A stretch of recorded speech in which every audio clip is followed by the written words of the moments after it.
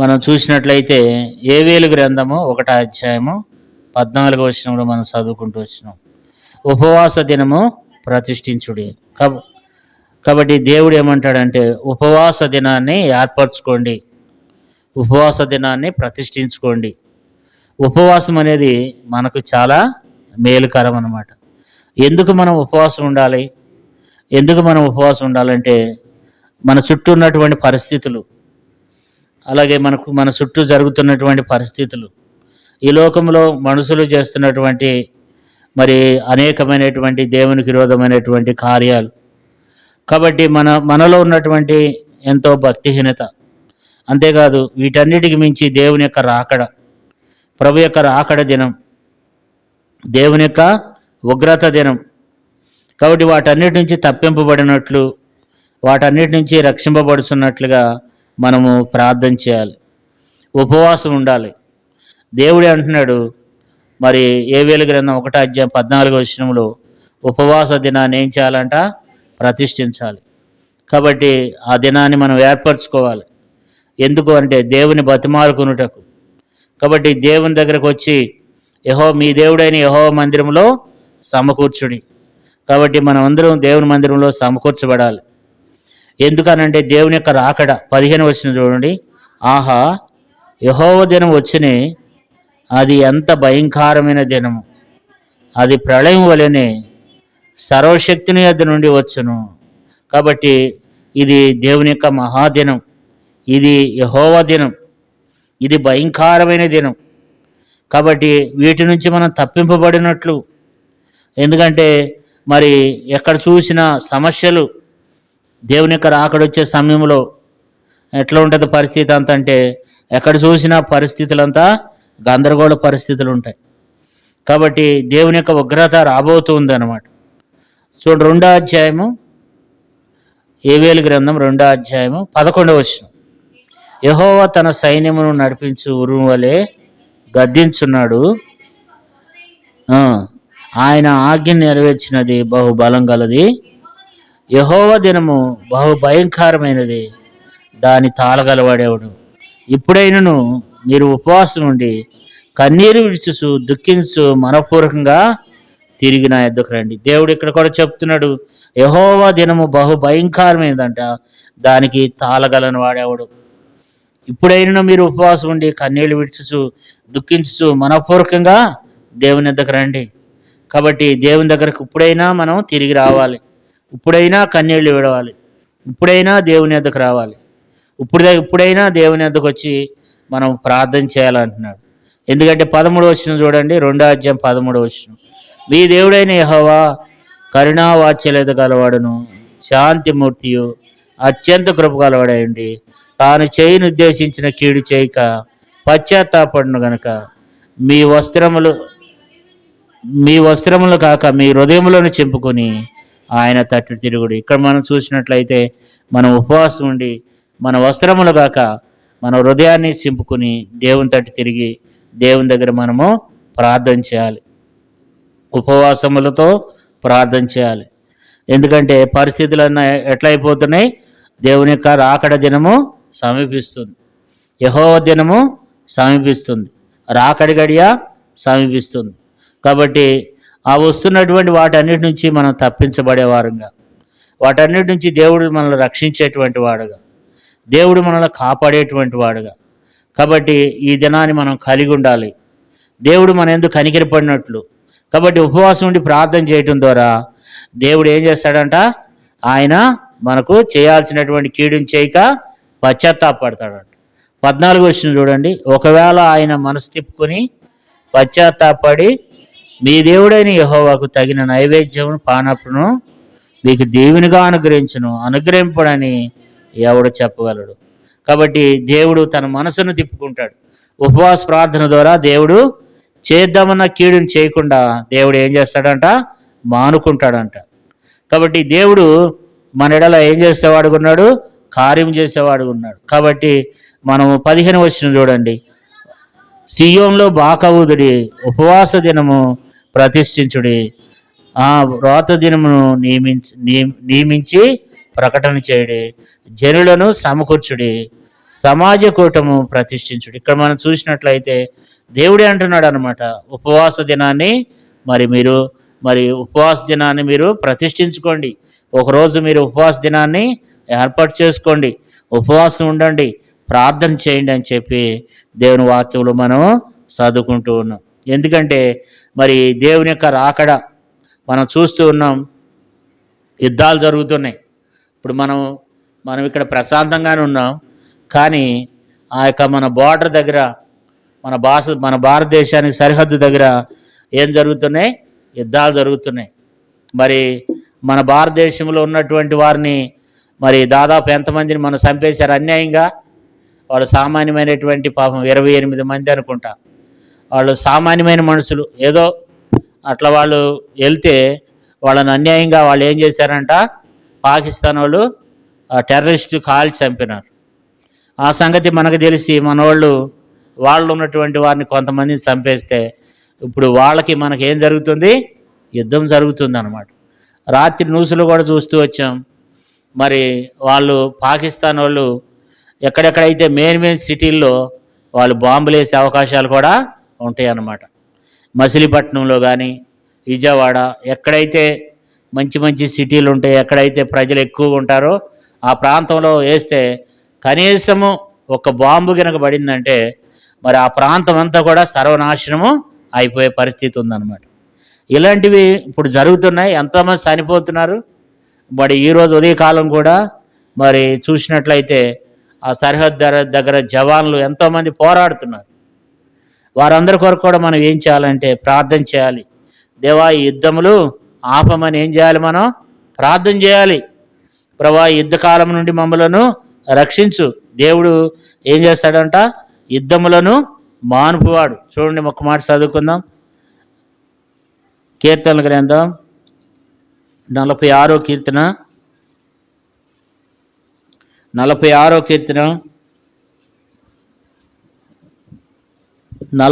కీర్తన 9వ వచనం చూడండి. 9వ వచనం, ఆయనే బూదిగంతముల వరకు యుద్ధములు మానుపువాడు, విల్లు విరిచివాడును బల్యమును తెగనరుకువాడును ఆయనే, యుద్ధరథములను అగ్నిలో కాల్చివేవాడు ఆయనే.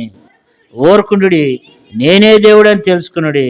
అన్ని జనుల్లో నేను మహోన్నతుడనగుదును, భూమి మీద నేను మహోన్నతుడగుదును. సైన్యములకు అధిపతి యెహోవా మనకు తోడై ఉన్నాడు, యాకోబు యొక్క దేవుడు మనకు ఆశ్రయం ఉన్నాడు. కాబట్టి దేవుణ్ణి ఆశ్రయించాలి, దేవుని మీద మనం ఆధారపడాలి, దేవుని దగ్గర మనం ఏం చేయాలి? ప్రార్థన చేయాలి. కాబట్టి ఎందుకు దేవుని మన దగ్గర మనం ప్రార్థన చేయాలంటే 9వ వచనం ఈ రీతిగా రాయబడితే వచ్చింది, ఆయనే బూదిగంతముల వరకు యుద్ధములను మానుపువాడు. యుద్ధాలు మానిపేది ఎవరంట? దేవుడే. కాబట్టి దేవుడు యుద్ధం మానకపోతే ఆ యొక్క అది ఏమవుద్దంటే రోజు అది పెరిగిపోయి మన దేశం మీదకి ఏమవుద్ది? ఇంకా అనేక మంది నశించిపోవడానికి కారణం అవుద్ది అన్నమాట దేవుని బిడ్డలారా.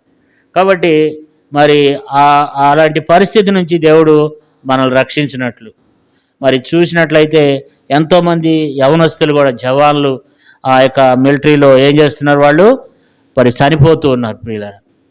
కాబట్టి మన భారతదేశంలో సరిహద్దు దగ్గర ఎంతోమంది పోరాడుతున్నారు మన దేశం కొరకు, ఎంతోమందిని రక్షించాలని, మన దేశాన్ని కాపాడాలని.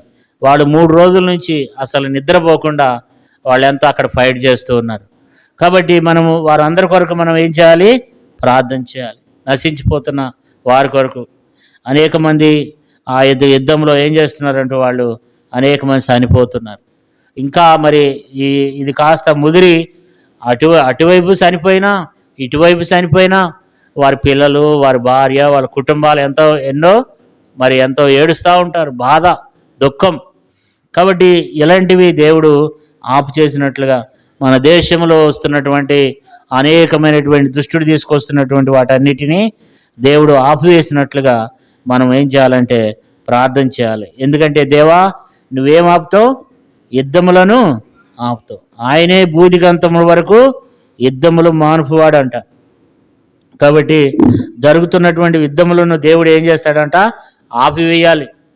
ఈ పరిస్థితి అంతటినీ జరుగుతున్నటువంటి మరి అన్యాయము, దుర్మార్గత, వీటన్నిటిని కూడా ఏం చేయాలి? దేవుడు ఆపినట్లుగా మనం ప్రార్థన చేయాలి. బైబిల్లో రాయబడింది, దినములు చెడ్డవి గనుక అని ఎఫెసీయులకు రాసిన పత్రికలో ఒక మంచి మాట ఉంటుంది. అంటే ఇవి దినములు ఎలాంటివి? ఇవి చెడ్డ దినములు. కాబట్టి ఈ దినములు చెడ్డవి కనుక మనం సమయాన్ని పోనీయకుండా మనము దేవుణ్ణి ఏం చేయాలి? వేడుకోవాలి. ఎందుకంటే ఇవి దినములు చెడ్డవి, మంచి రోజులు కాదు. అంటే చూడండి, ఎఫెసీయులకు రాసిన పత్రిక 5వ అధ్యాయం 15వ వచనం, దినములు చెడ్డవి గనుక సమయమును పోనీక సద్వినియోగం చేసుకొనుచు అజ్ఞానుల వలె కాక జ్ఞానుల వలె నడుచుకున్నట్లు జాగ్రత్తగా చూసుకున్నాడు. కాబట్టి దినములు ఎలాంటివి? చెడ్డవి.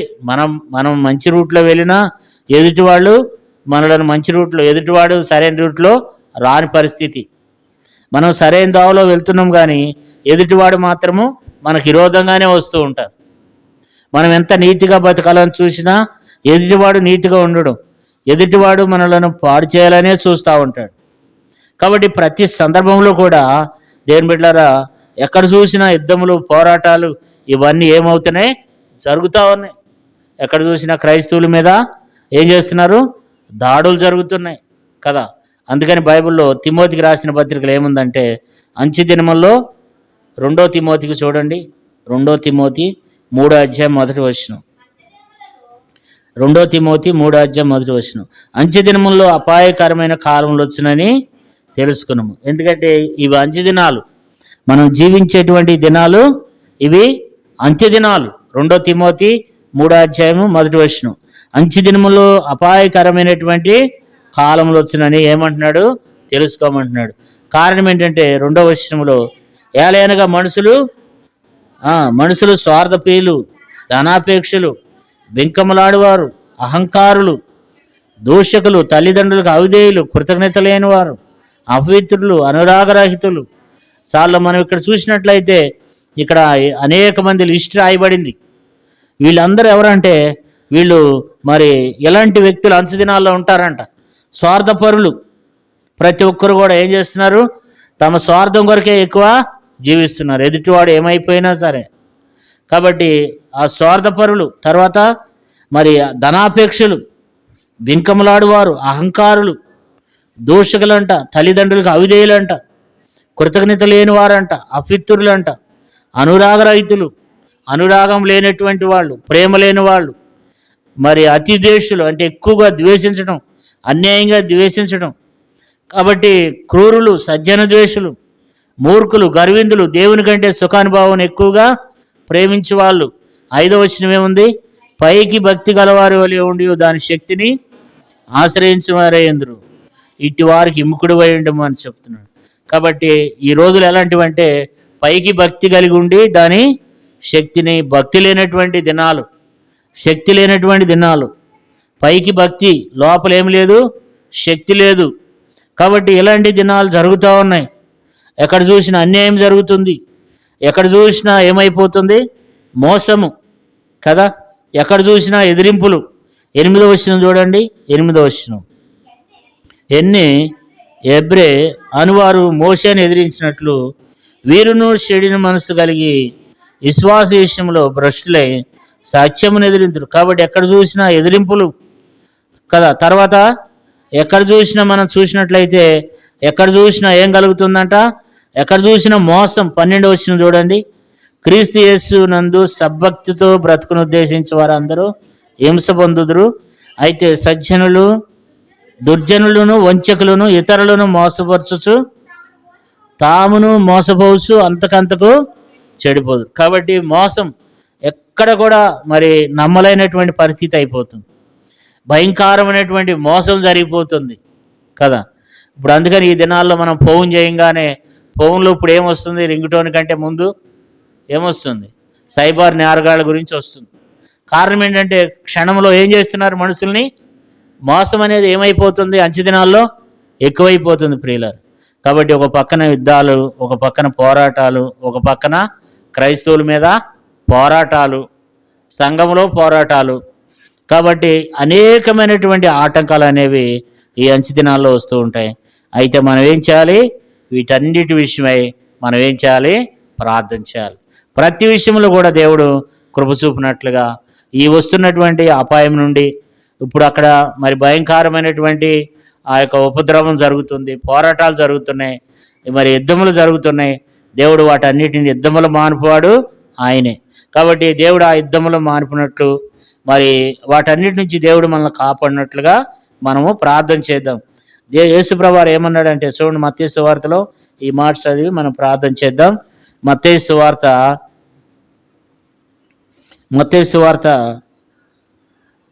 25 అధ్యాయం 13వ వచనం.